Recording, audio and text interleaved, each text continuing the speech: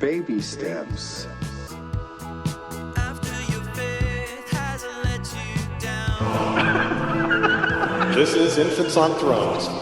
I'm looking for the further light and knowledge Father promised to send me. Baby steps. Baby steps. Look for the good in everyone.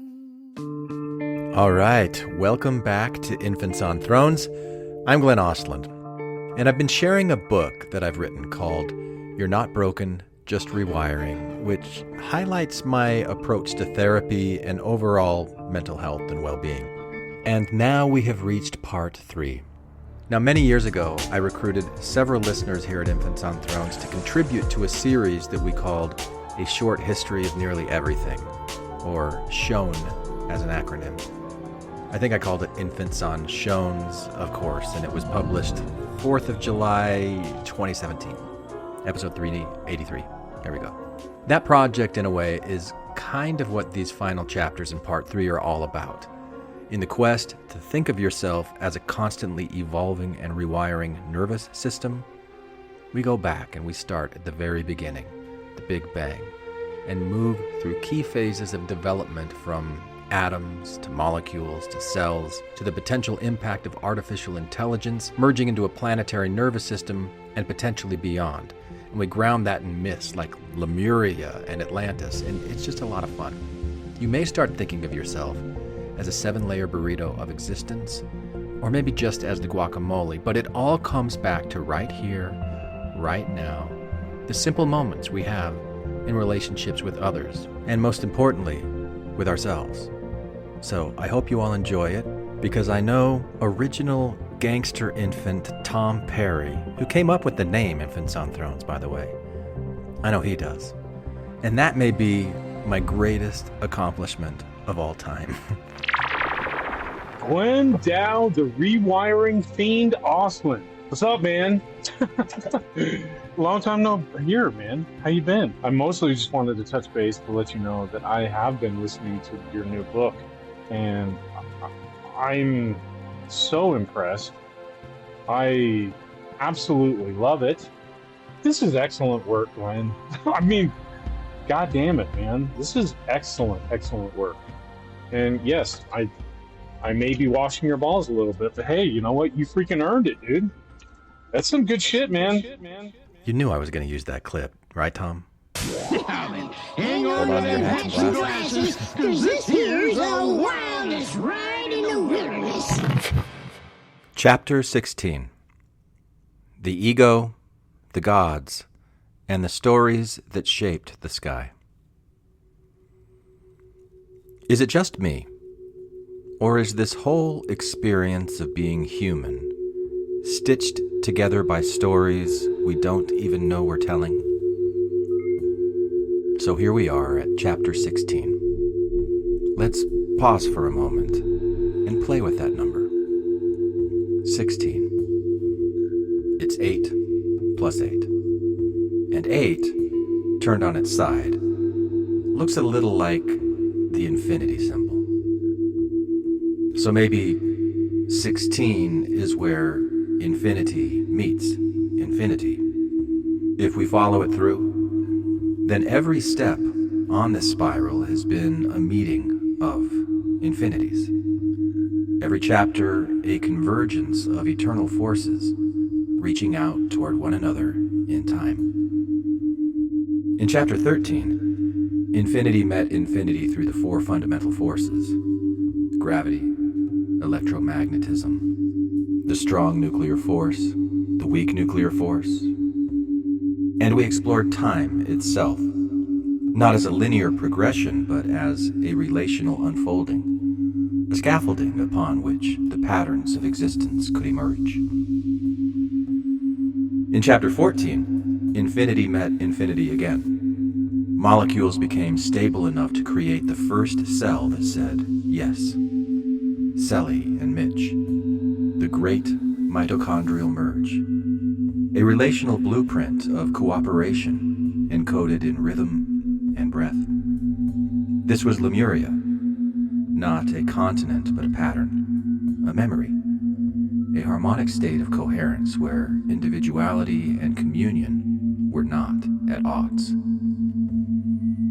In Chapter 15, infinity met infinity in the evolution of the neuron. A new kind of speed, a new kind of sensing, a new way to communicate across distance, across difference, across time. And with that came the dawning of self-awareness, metacognition, and reflective thought.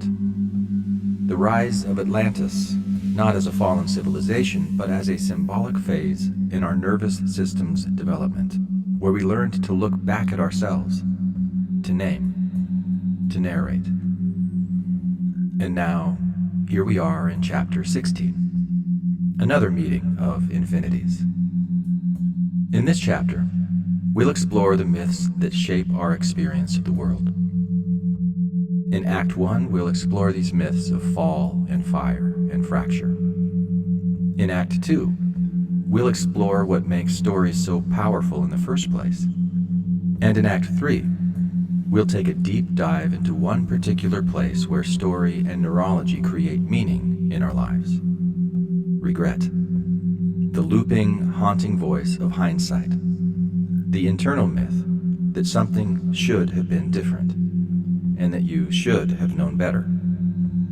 All of this in the spirit of understanding ourselves as a nervous system that has been evolving from the very beginning. Because you are not just a person with a story. You are a story-making being built from ancient relational patterns. You are the product of atoms that learned to bond, molecules that learned to breathe, cells that learned to stay. You are a symphony of signals, and the voice in your head is just the narrator, not the whole self. Act 1. When myth becomes meaning. In Chapter 15, we mentioned the term Aryan and how it was hijacked. How a word rooted in an esoteric attempt to describe human evolution across spiritual epochs became warped into a doctrine of supremacy and violence.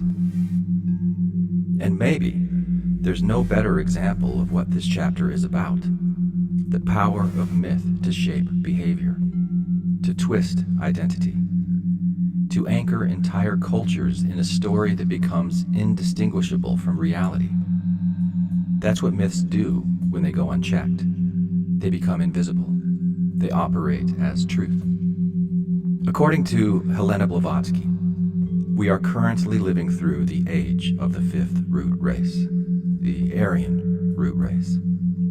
Not in any nationalistic sense, but as a stage in collective evolution. It is the epoch of mind, of reflection, of ego, a time when the individual begins to awake to its own separateness, its own story-making powers. The first and second root races were etheric, elemental. The third, Lemurian. The fourth, Atlantean. And now, the fifth, us. Still carrying echoes of the others, but with something new. The capacity to observe our own thoughts and to choose. This idea maps cleanly onto another mythological system, the teachings of Ra. Ra describes this stage of evolution not in racial terms, but in vibrational ones. They call it third density, the density of choice, the density of self-awareness, a stage of consciousness where beings awaken beneath a veil of forgetting, cut off from the love that formed them, from the cellular coherence of Lemuria, from the interwoven mind of Atlantis, and in that forgetting, they begin to choose, towards service to self or service to other. Just as molecules once stabilized their relationships in ways that gave rise to the first cell, and those first cells formed enduring bonds that made more complex life possible, maybe this is what we're doing now. Blindly, awkwardly, unconsciously choosing the relationships of being in the world that resonate with us. Choosing what feels most safe or most familiar. And maybe those choices, like those molecular patterns, will lead to something greater than we can see yet. According to Ra, that's what this density is really about. A subtle shift of intention that begins to build momentum. They call it polarity. And in part 1 of this book, we introduced a metaphor to help visualize this moment. Leonardo, Determinist Vinci, and the tip of whimsy. The entire universe, we imagined, is the work of a great cosmic artist. Every stroke shaped by deterministic laws, genetics, environment, epigenetics, trauma, culture, all of it flowing from a hand we cannot see. But at the very tip of that brush, where the paint touches the canvas, there is a space created to pause. There is play. There is variation. There is choice. This is the tip of whimsy. This is where attention becomes power, where a shift in focus can change the entire tone of a stroke. We don't get to choose the hand. We don't get to pick the weight of the brush or the patterns that shaped it. But we can notice. We can lean just a little, just enough, a tilt toward connection or toward control, a breath that softens or a clench that armors.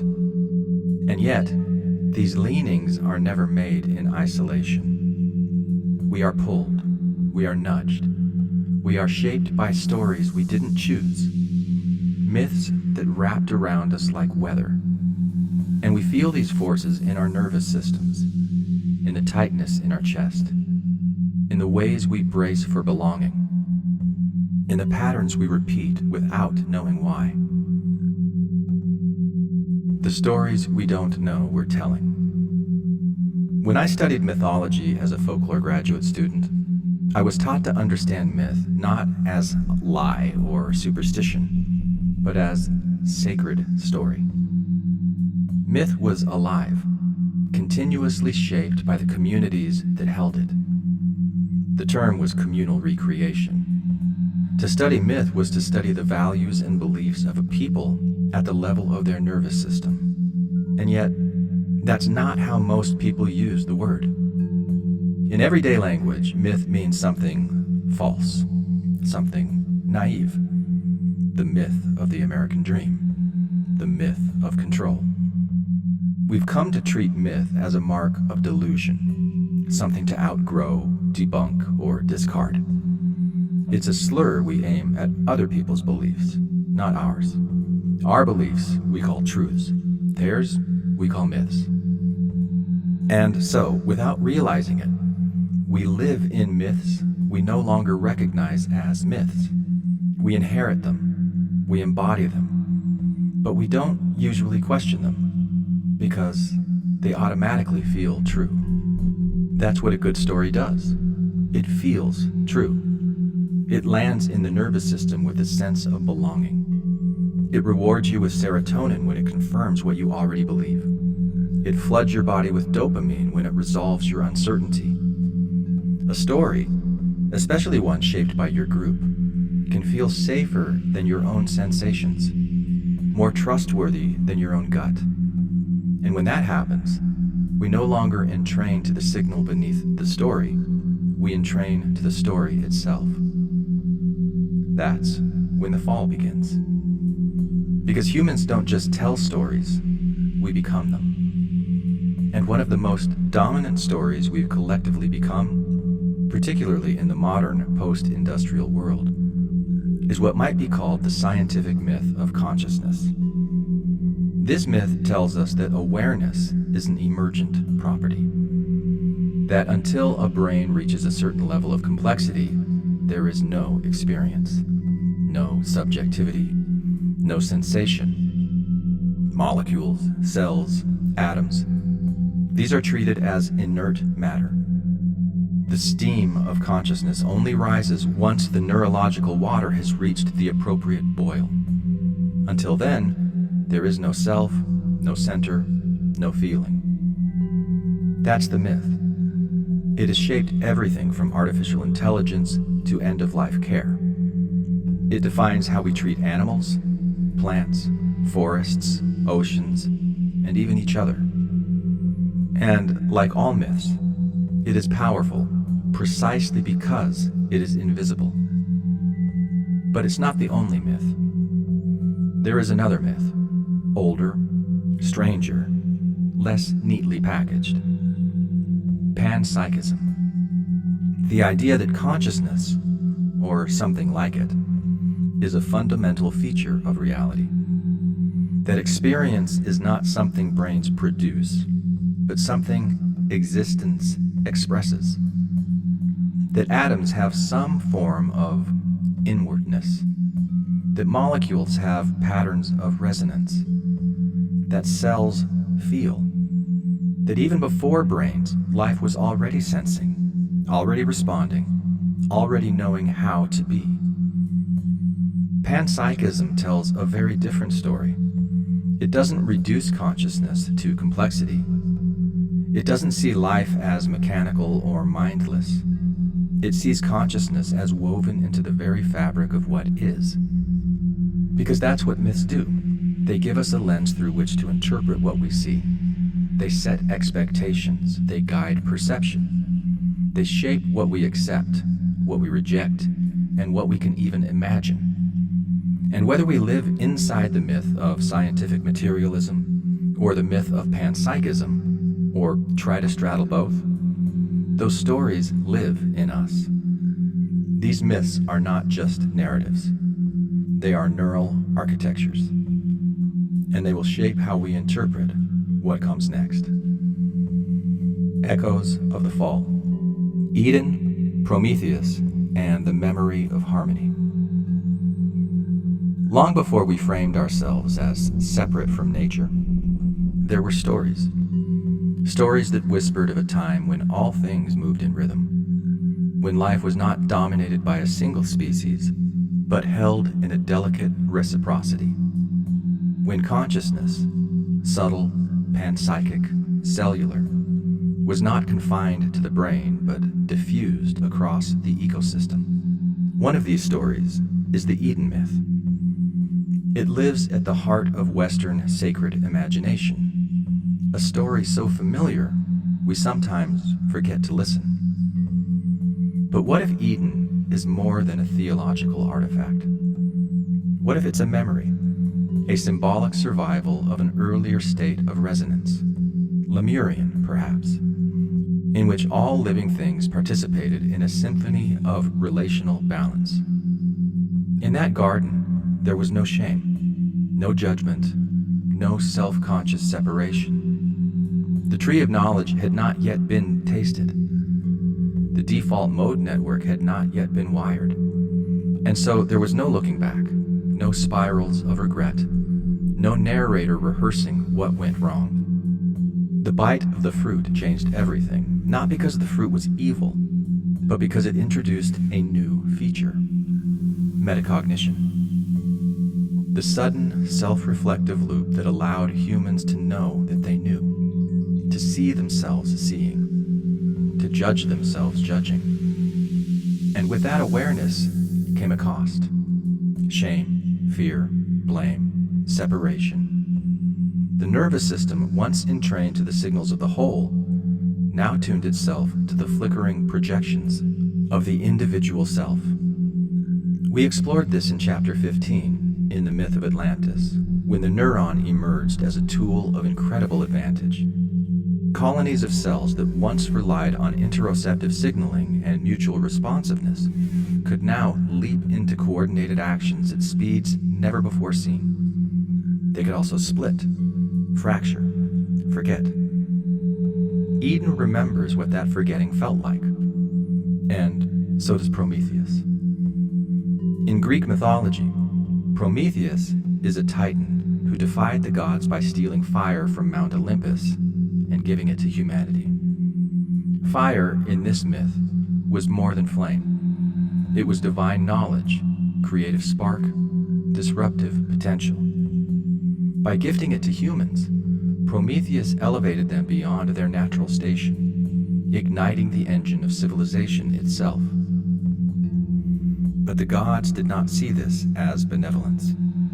They saw it as rebellion. For his transgression, Prometheus was condemned to eternal torment, his liver devoured daily by an eagle, only to regenerate and suffer again. In ancient traditions, the liver was seen as the seat of emotion, instinct, and vital force, making this punishment not just physical, but symbolic, a perpetual assault on intuition, resilience, and moral knowing. If Eden tells the story of loss of innocence, Prometheus tells the story of the theft of power. The fire he gave wasn't just warmth, it was intellect, innovation, technology, the capacity to reach into the mind of the gods and pull out tools we were never meant to wield without consequence. And for this, he was punished, chained, torn open again and again, as if to say, this gift will never stop costing you. In both myths, we see a rupture, a shift from harmony to hierarchy, from resonance to reason, from belonging with the world to mastery over it. And whether we call it Eden or Lemuria or the Veil of Third Density, the pattern is the same, a fall from interconnection into individuation. Blavatsky recognized this. Ra did too.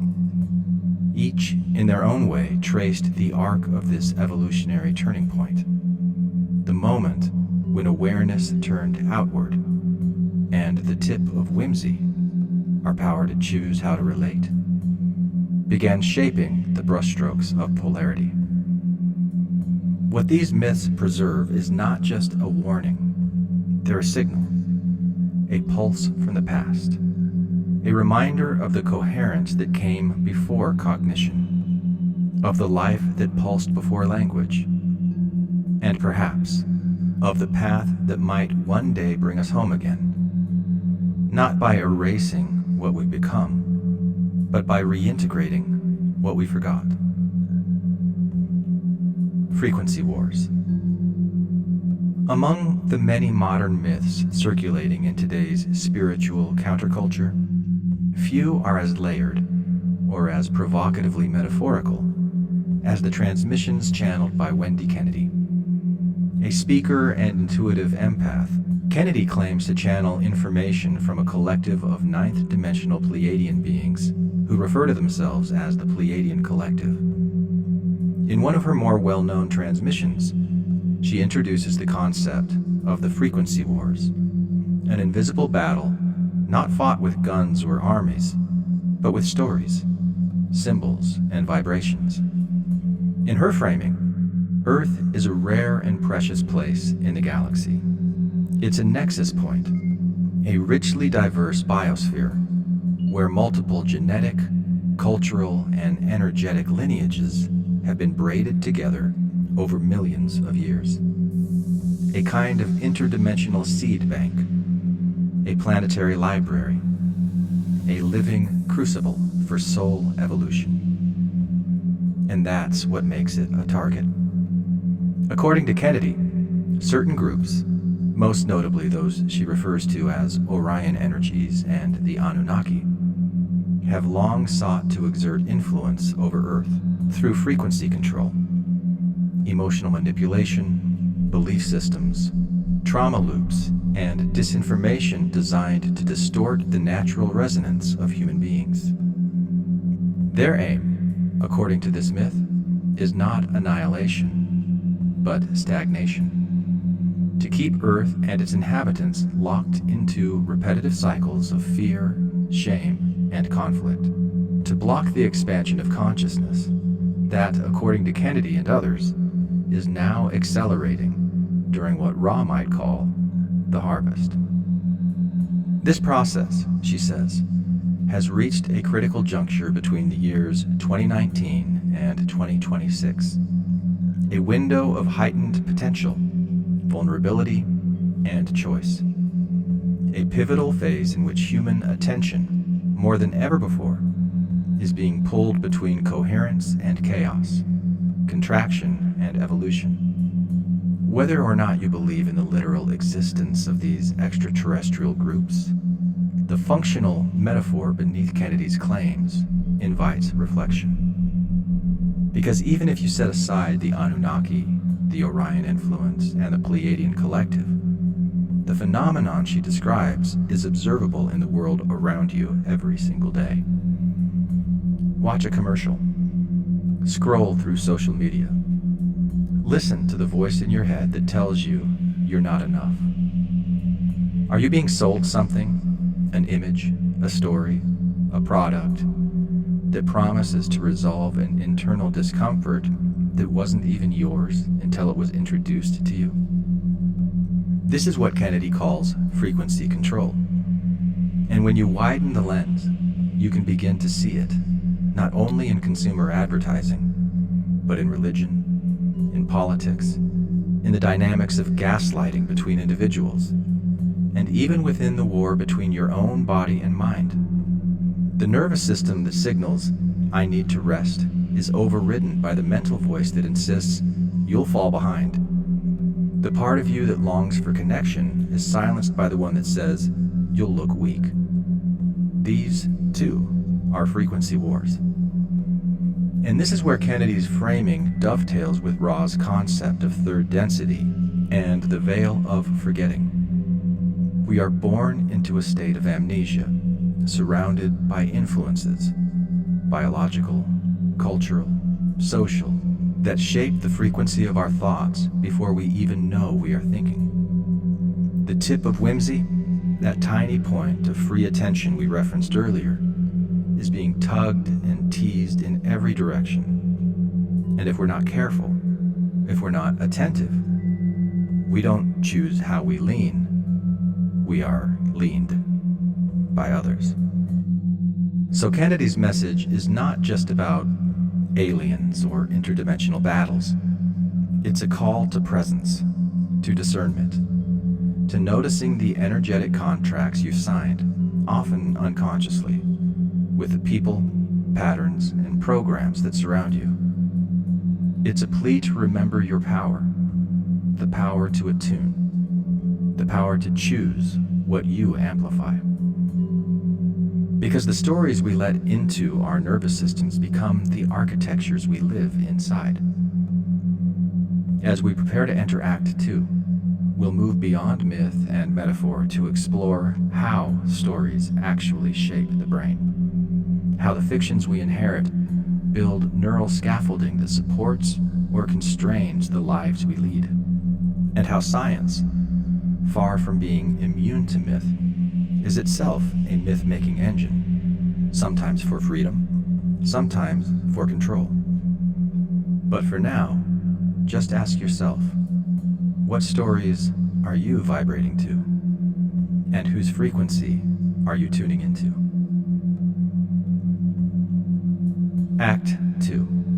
The simulation, the story, and the nervous system. In this next movement, we explore the idea of simulation. Not the kind made popular by sci-fi thrillers or YouTube philosophers, where we imagine our universe as a high-tech video game built by some outside intelligence. This isn't the Matrix. We're not talking about living inside someone else's code. We're talking about the simulation your nervous system runs every moment of your life. The simulation that evolved not to entertain, but to protect, to anticipate, to survive, to thrive. Because the real story of evolution isn't just survival of the fittest, it's survival of the thrivest. Those who could tune into patterns, who could imagine what might happen next, who could feel into the world around them, run simulations before taking action, and adapt their behavior accordingly. In other words, those who could transform story into strategy. The simulation isn't something external, it is you. It's what your neurons do. It's what your nervous system was built to create. And to understand how that simulation evolved, let's go back. And let's begin around a fire. The hunt is over. The air is cooling. A small band of humans gathers close to the flickering flame. Not just for warmth, but for something older, something deeper. One hunter begins to speak. He tells a story of the day's pursuit, how he went left instead of right, how the prey slipped through the trees, how the silence that followed was heavier than he expected. His voice wavers just slightly, because this isn't just a report, it's a reliving. And as he speaks, the others listen. Their mirror neurons fire. Their nervous systems begin to simulate. Some see the forest. Others feel the choice. Each one in their own way begins to run a similar mental film. They feel the moments of indecision, the branch that snapped, the heartbeat quickening, the ache in the belly as the opportunity slipped away. And something else happens. They begin to move together. They laugh at the same moments, gasp in unison, nod unconsciously. The story is doing something. It's synchronizing them. Their breathing aligns. Their focus sharpens. Their posture shifts toward the fire. Because story, in its most ancient form, was never just content. It was a ritual, a physiological tuning fork. It was the nervous system learning how to learn, learning how to belong, learning how to carry the experiences of others as if they were its own. And the narrator, the one inside each of them who could imagine what might have been, who could mentally rehearse what to do next time, was born in that firelight. This is where the human mind becomes something different, not just reactive, not just instinctual, but imaginative, synthetic, capable of running experiments in the theater of mind, capable of regret, of wonder, of what if. And it's here, at the edge of flame and form, that we begin to understand something crucial. We didn't evolve and then learn to tell stories. We evolved because we told them. Controlled hallucination and the power of shared fiction. Before there were cities, there were stories. Before there were empires, there were myths. And long before there were words to name them, there were simulations, inner models of the world, generated not by machines or code, but by the brain itself, a colony of neurons born to protect, predict, and survive. We now turn toward a different kind of simulation. Neuroscientist Anil Seth calls it a controlled hallucination. What we experience as reality, he argues, is not pure, unfiltered, objective reality in itself, but the brain's best guess at what's happening, both inside and outside the body, shaped by prior expectations, sensory input, and ongoing physiological needs.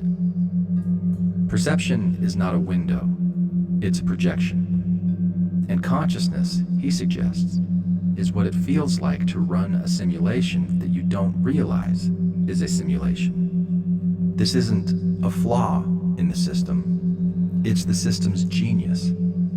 Because no brain, human or otherwise, can take in everything. As David Eagleman reminds us with his notion of the Umwelt, every organism is tuned to a narrow slice of reality, a sensory keyhole through which it apprehends just enough of the world to navigate it well. The brain doesn't prioritize truth, it prioritizes utility. It filters, it guesses, it fills in gaps with memory, with pattern, with meaning. Because in evolutionary terms, coherence is more valuable than completeness. And coherence for the ego requires narrative. Your nervous system is not just reacting to what is, it's constantly anticipating what might be. The feel of your next footstep, the trajectory of a facial expression, the potential meaning behind a pregnant pause. These are not static perceptions, they are rolling predictions. simulations stitched together from experience. And what makes those simulations intelligible, trackable, and transmittable is story. Story is how we package uncertainty into meaning. It's how we transform chaos into order. And while this begins inside the skull, it doesn't stay there.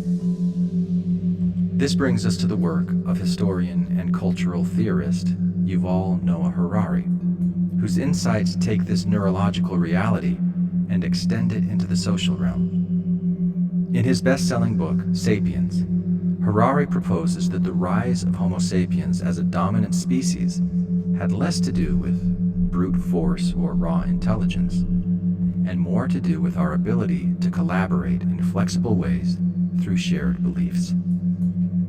Our true superpower, he suggests, is fiction, not as falsehood, but as intersubjective glue. Fictions that allow millions of strangers to cooperate, to organize, to construct meaning in common. Harari draws a careful distinction between objective reality, things that exist interdependently of our belief, like rocks or weather, subjective reality, the personal, interior world of dreams, emotions, and thoughts, and what he calls intersubjective reality, a third realm that exists not in the world and not within an individual, but in the shared space between people. It is a domain of mutual agreement, of cultural reinforcement, of repeated performance. Money, for example, is not an object with intrinsic value. It is a symbol whose power derives entirely from collective belief. The same is true of nations, laws, corporations, and even the idea of human rights. You cannot trip over a country or weigh a constitution, but you can kill for one. You can die for one. You can anchor your entire identity inside of one. These intersubjective realities shape behavior just as surely as gravity or hunger, and yet their existence is woven entirely from shared narrative. And far from being unnatural, these fictions are deeply biological. They are emergent properties of our meaning-making minds, symbolic outgrowths of neural hardware designed for prediction, connection, and survival. These are not just stories we tell. They are architectures we live inside. They structure the nervous system's understanding of safety, belonging, and threat. They modulate emotion, govern morality, and determine which signals the body learns to trust or dismiss. Fiction, then, is not a weakness of the human mind. It is one of its most sophisticated adaptations, a form of communal simulation that allows a species not just to survive in its environment, but to shape it, to imagine it otherwise. As we begin to see, the stories we participate in, whether religious, political, scientific, or ancestral, are not just entertainment or distraction. They are training grounds for attention. They are the scaffolding of belief, and they shape not only the world we share, but the bodies we inhabit and the brains we build to make sense of that world. This, too, is part of the frequency war. Because every fiction you've ever inherited or resisted has passed through your nervous system on its way to becoming reality. And in that process, the line between story and self begins to blur. How story becomes self. So where does this story work actually happen? What part of the brain spins these simulations, stitches together meaning, and generates the sense of self from within? Neuroscience points to a constellation of brain regions known collectively as the default mode network, or DMN for short. You don't need to memorize the term, but you already know the feeling. It's the hum of mental activity that arises when you're not focused on an external task, when your mind wanders, when you replay a conversation, when you imagine a future scenario or reflect on a choice you made long ago.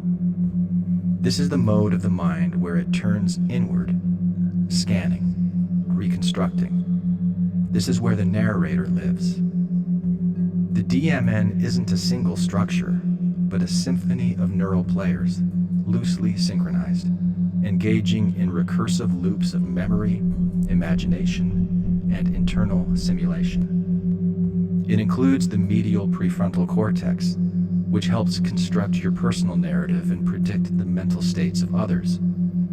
It draws on the posterior cingulate cortex and precuneus, which integrate autobiographical memory and spatial awareness. And it loops through the angular gyrus and hippocampus, weaving together sensory fragments into cohesive temporal stories. These stories aren't passive reflections on the world.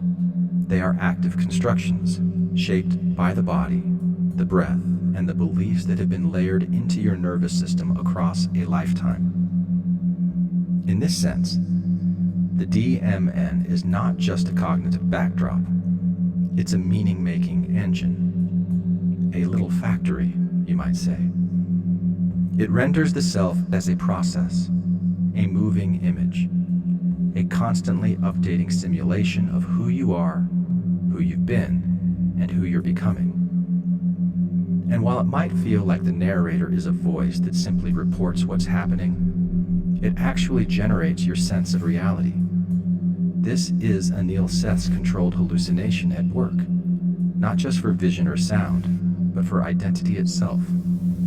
Your neurons are not simply perceiving reality, they are guessing at it, inferring it, assembling it from incomplete signals. And those guesses are shaped not only by your environment, but by the stories you've been taught to believe. Embedded in this network are structures like the orbitofrontal cortex, a region just behind your forehead that compares outcomes, what happened versus what could have happened. This internal reviewer flags emotional salience, especially when something feels like it didn't go according to plan. Nearby, the anterior cingulate cortex helps detect mismatches between expectation and reality. It acts like a sentry, alerting the system when the narrative loop has been disrupted or demands attention. And when these disruptions carry emotional weight, the amygdala steps in. It's not just the brain's fear center, it's the amplifier of emotional tone. It assigns urgency. It adds texture and color to the simulation, turning a simple recollection into a full-bodied event. Whether you're reliving a moment of triumph or revisiting an old ache, it's the amygdala that makes it pulse through your chest, settle in your gut, or rise in the flush of your face. These regions work together, not in isolation, but in choreography. They allow the brain to simulate not just events, but meaning. And meaning, in this framework, is not abstract. It's felt. It's physiological. It is constructed moment by moment as your neurons attempt to harmonize the story of what is with the lingering ghosts of what was and the speculative fog of what might be. And here's what's even more extraordinary. Every time you revisit a memory, every time the narrator tells the story again, the story changes. Neuroscience calls this memory reconsolidation, the process by which retrieval becomes revision. The past is not fixed. It's rewritten by the present condition under which it is recalled. Remember something in a state of fear or shame, and the memory deepens into pain. Revisit it with safety, compassion, or new perspective, and the memory softens. The pathways shift. The neurons rewire. The tip of whimsy does its thing. So the default mode network is not just the seat of distraction or rumination. It's the place where stories become structure. It's where the simulation of identity takes place, where the brain writes and rewrites the tale of who you think you are. This is where the symbolic becomes biological, where belief becomes chemistry, where fictions become patterns of prediction, attention, and action. And like any simulation, it can be distorted, especially if the inputs, the stories, the signals, the frequencies, are being shaped by forces outside your awareness, especially if the narrator is speaking in the voice of someone else, especially if you've never paused to wonder, whose story is this really? Because in a world saturated with information and distraction, reclaiming your own internal narrative is no longer just a matter of personal insight. It's a form of nervous system hygiene. The elephant, the rider, and the meaning-making mind. If the default mode network is where the narrator lives, then psychologist Jonathan Haidt gives us a way to see what kind of narrator we're actually dealing with, and how it got there in the first place. In his book, The Righteous Mind, Haidt offers a metaphor that reframes how humans make decisions, not just moral or political ones, but the everyday, gut-level responses that shape behavior and belief. He says, we are not, as we like to believe, scientists weighing evidence or judges deliberating with reason. We are more like press secretaries. We justify, explain, and spin, not to arrive at truth, but to preserve a sense of coherence, to protect the identity our nervous system has already invested in. To make sense of this, Haidt introduces the image of a human as an elephant with a rider on top. The elephant is everything beneath conscious awareness: emotion, intuition, interoception, evolutionary instinct. It reacts quickly. It's big. It's powerful. It's been evolving for hundreds of millions of years. The rider, by contrast, is the conscious mind, the ego, the rational narrator. It believes it's in charge. But most of the time, it's simply interpreting the direction the elephant has already chosen. This is where Haidt's work intersects directly with the ideas of the controlled hallucination, the default mode network, and the tip of whimsy. The elephant is the conditioned nervous system. The rider is the part of us that notices, narrates, and sometimes nudges. When the system is calm, the rider can influence the elephant. When the system is dysregulated, the elephant charges, freezes, or flees, and the rider scrambles to make it make sense. Haidt demonstrated this beautifully in a series of moral intuition experiments designed to expose the order in which humans generate feeling and then story. One of his most provocative scenarios asked participants whether it would be morally wrong for an adult brother and sister to have sex one time. In the story, they're both consenting. They use protection. No one is harmed. No one ever finds out, and it never happens again. Most participants still said it was wrong. It just felt wrong. But when asked to explain why, their reasons quickly unraveled. They might get pregnant. Haidt reminded them there was birth control. They might feel traumatized. He clarified they both felt fine. It would hurt the family. No one would ever know. Even when he revealed that the pair weren't biologically related, most people still insisted it was immoral. Not because they could explain why, but because their body had already decided. The elephant had moved. The rider was trying to catch up. This wasn't about logic. It was about conditioning, acculturation, the deep unconscious imprinting of what feels right or wrong, safe or unsafe. These impressions are not formed through reason. They're inherited through culture, environment, language, and 1,000 somatic cues that accumulate over time. They're deterministic forces that shape perception long before awareness enters the room. Haidt extended this work across cultures.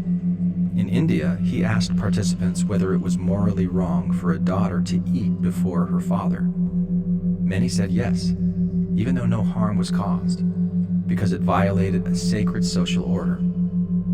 In the United States, by contrast, participants were largely unmoved by that example. Their moral judgments were tuned more to values like fairness, harm reduction, and individual liberty. Same story, different nervous system response, different elephants. The insight here is profound. Different cultures train the elephant to respond to different frequencies. The form of morality may vary, but the function is consistent. The nervous system reacts, the rider narrates. The story of why something feels right or wrong is often built after the fact, using whatever fragments of reason can be grasped. The narrator isn't a neutral observer.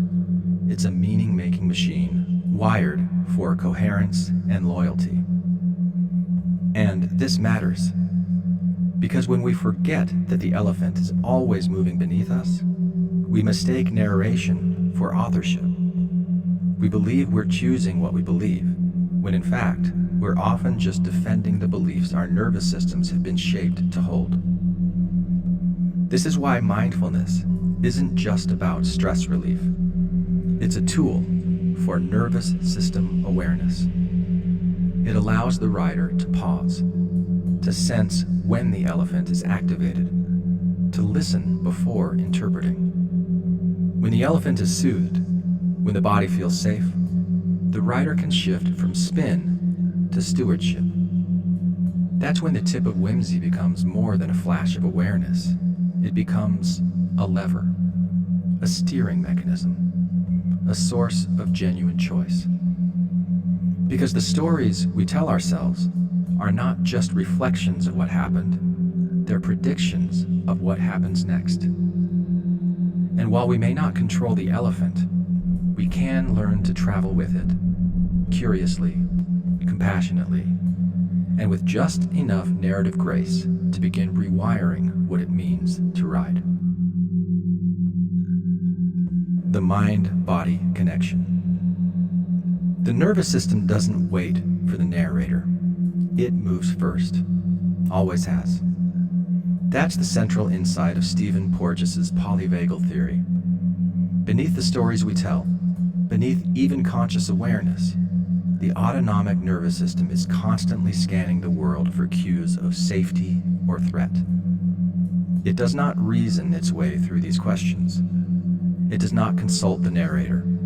It listens through tone, breath, posture, inflection, and micro-expression. And before a single thought arises, the system has already responded, tightened or softened, opened or braced, flooded or frozen. Porges calls this neuroception, a pre-conscious process that evaluates risk by feel, not by logic, but by vibe. Is this familiar? Is it kind? Does it resonate with past patterns of warmth or danger? If something registers as off, even subtly, the chemistry changes. Adrenaline surges, muscles prepare, breath shortens. And from that internal shift, a different lens is cast over reality. The elephant has moved. The rider will soon follow. This is the structure of the mind-body loop. A sensation creates a meaning, and that meaning shapes the next sensation.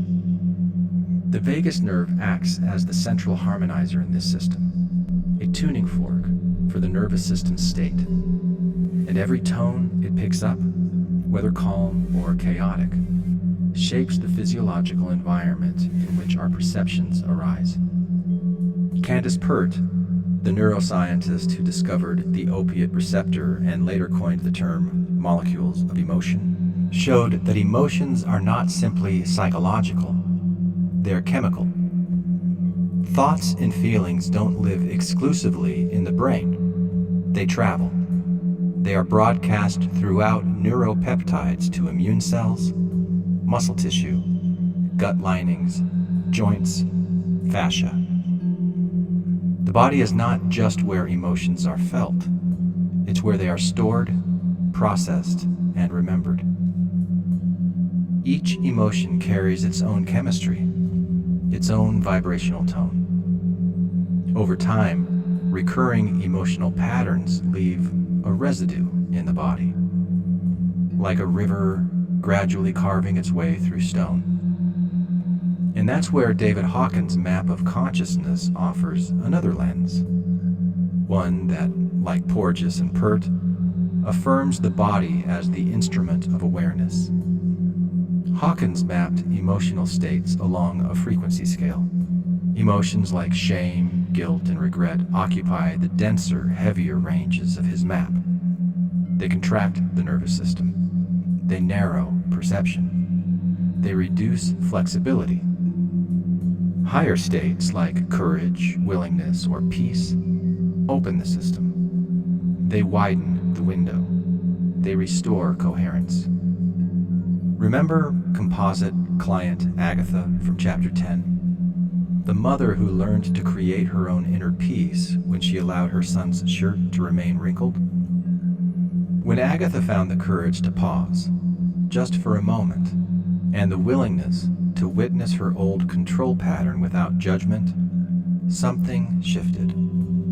Not everything, but something. A loosening, a softening. She didn't need to fight herself or force change. She just breathed. And in that breath, the tone of her nervous system changed. The chemistry changed. The story began to retune. That's what Hawkins meant. Courage and willingness aren't lofty ideals. They're physiological inflection points. When we meet old patterns with just enough presence to stay, the rider begins to lean differently. And when that happens, even for a second, the elephant takes a different step. The nervous system isn't moral. It's adaptive.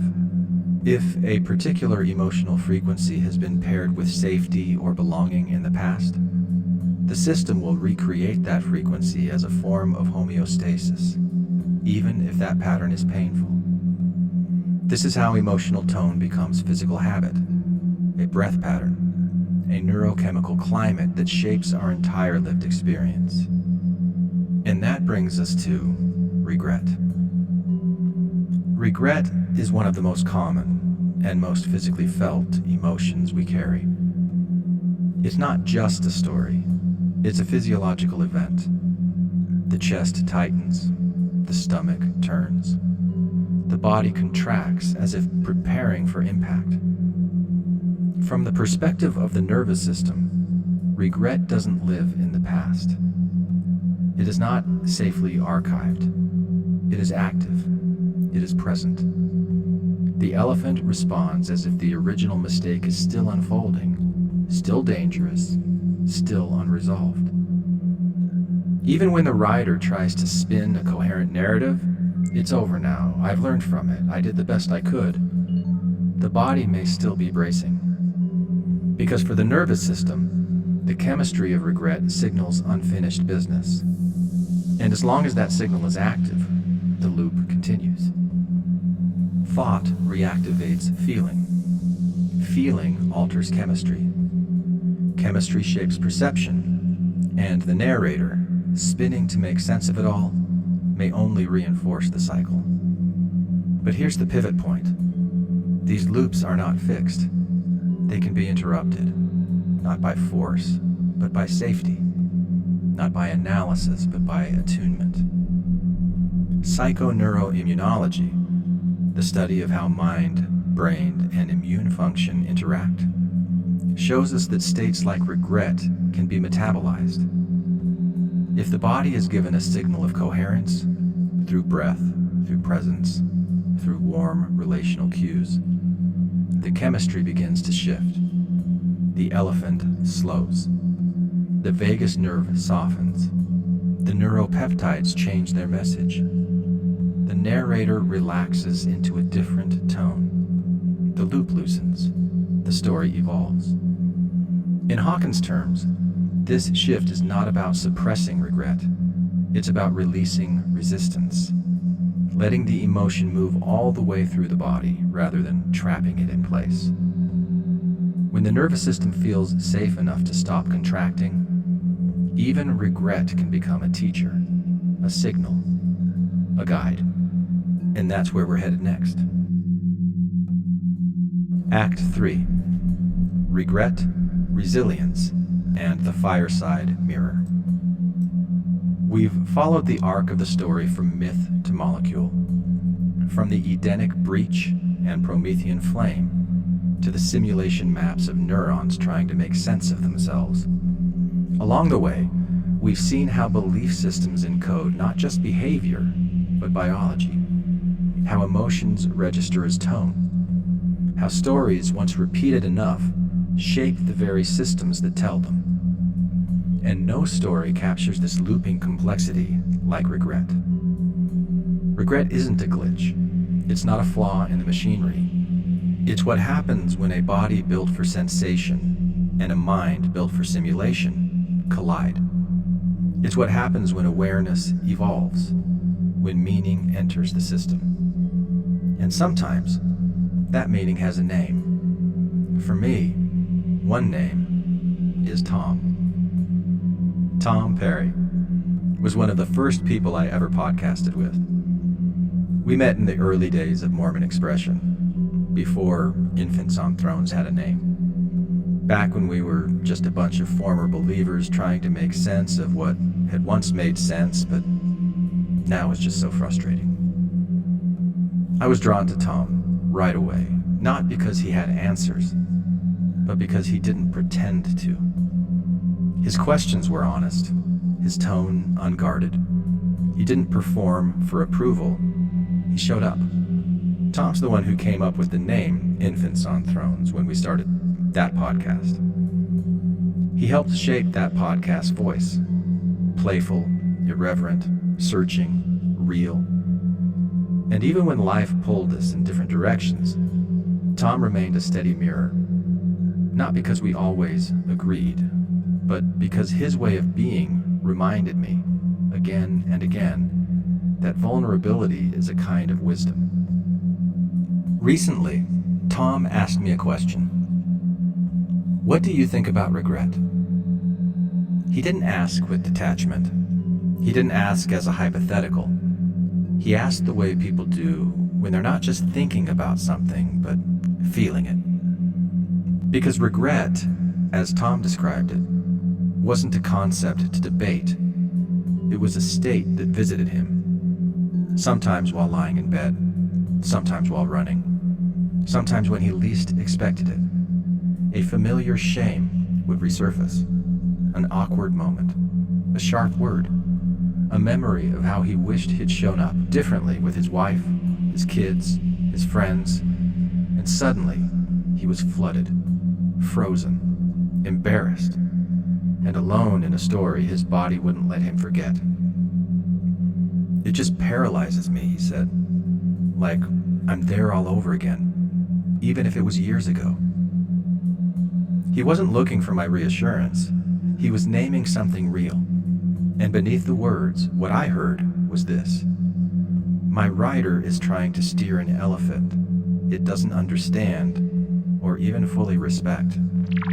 Because like you said, at the end of the day, I know who I'm trying to be.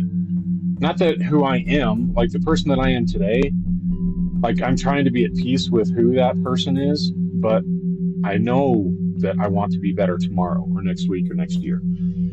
So I'm constantly trying to improve myself, and if I fail or if I fall short or if I fuck up or make a mistake or embarrass myself, or that's okay. It's one of those things where, like the old episodes where I used to be hypercritical, like, oh, don't put that out or whatever. It's like I was trying to live this persona or front because like I didn't want embarrassing things to come out, or I didn't want things to come back and like haunt me later or fill me full of regret, you know, because that's one thing that I've always wrestled with is regret.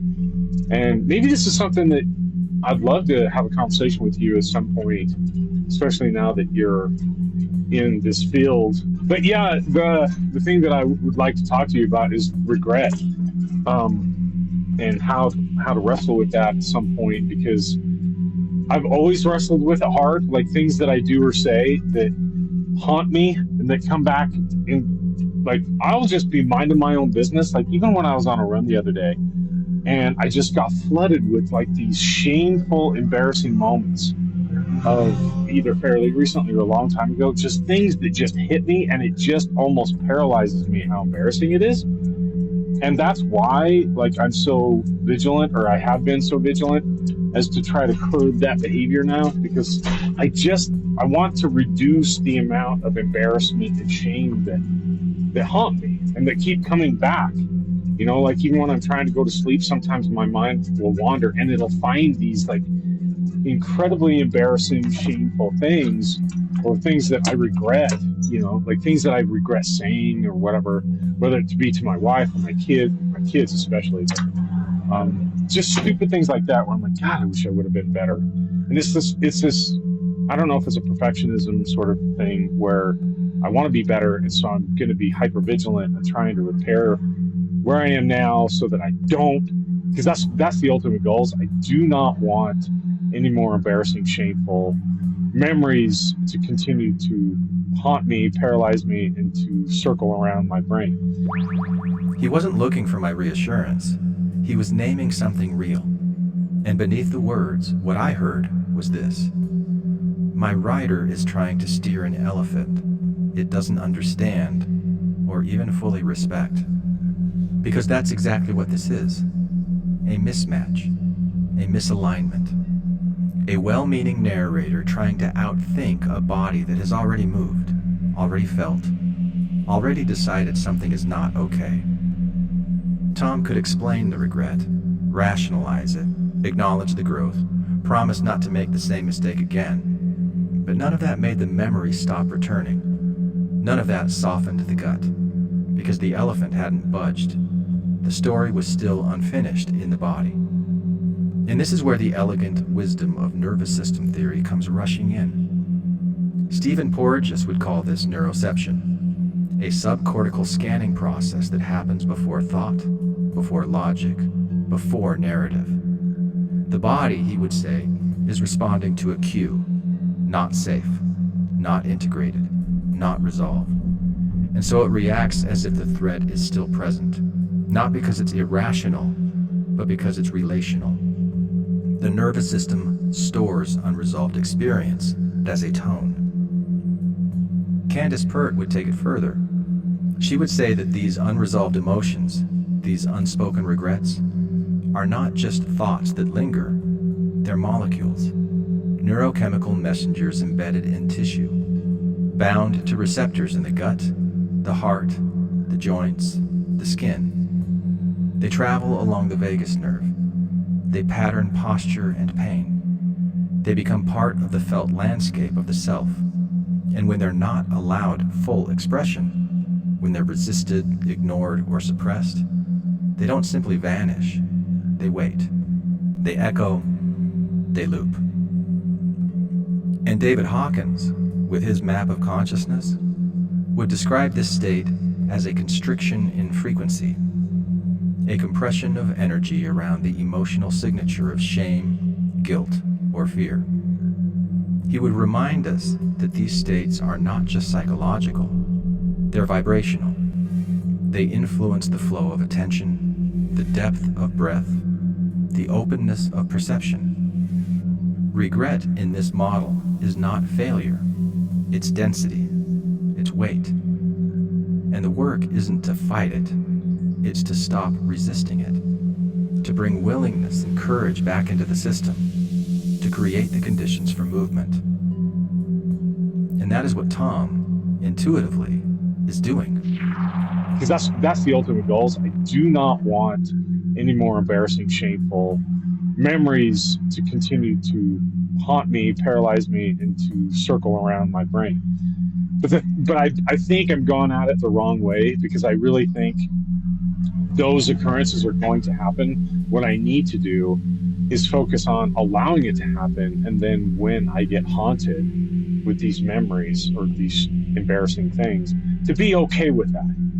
Find a way to even like laugh at it, even if it's fairly recent, where it's still kind of like, oh, too soon, and just be like, it's okay, I fucked up, and just allow myself that grace instead of constantly trying to fix the future by saying I'm no longer going to do anything more embarrassing. And I think that's what I used to do, especially during Mormon expression and early infants or whatever, where I'd be like, no, don't release that, or don't do this, or I don't like this artwork or whatever. It's like, why was I so fixated on sort of shaping this image, It's because I didn't want to do something that I would regret or I'd beat myself up for later. I hope that makes sense. He told me that he's trying something different now. He's loosening his grip. Instead of controlling the image, preventing the embarrassment, editing the moment before it becomes shameful, he's letting the story unfold. He's letting himself feel the awkwardness, even laugh at it, even when it still stings. I think the real work, he said, is allowing it, not fixing it, not pretending it didn't happen, just letting it be what it is and being okay with that. That's not avoidance. That's not apathy. That's evolution. That's the rider learning to listen, to shift from resistance to resonance, from steering to staying. Because he's rewiring, like all of us are, always. And now he's doing it with more awareness and intention. That's where this chapter leaves us. Not with a final answer, but with a new relationship to the narrator. We've seen how myth, memory, and meaning shape the stories we live inside, and how those stories shape us in return. We've watched the fall from Lemurian coherence into Atlantean overdrive, seen how the voice in our head is more echo than essence, more adaptation than truth. We've explored the science of simulation, the structure of the default mode network, the rider and the elephant and the invisible architecture of belief. And we've traced how regret, perhaps the most human of all recursive emotions, becomes a portal, a teacher. Because that's what this work is. Not silencing the narrator, but softening it. Not overriding the story, but returning to the body that's been carrying it all along. As Blavatsky and Ra reminded us, we are in a density of choice. A turning point, a tip of whimsy, and every moment we lean into presence, every time we choose curiosity over control, we participate in a different kind of evolution, one that doesn't erase what came before it, but transforms it, because you're not broken, you're rewiring, and the story is still unfolding. Thank you for listening to Infants on Thrones.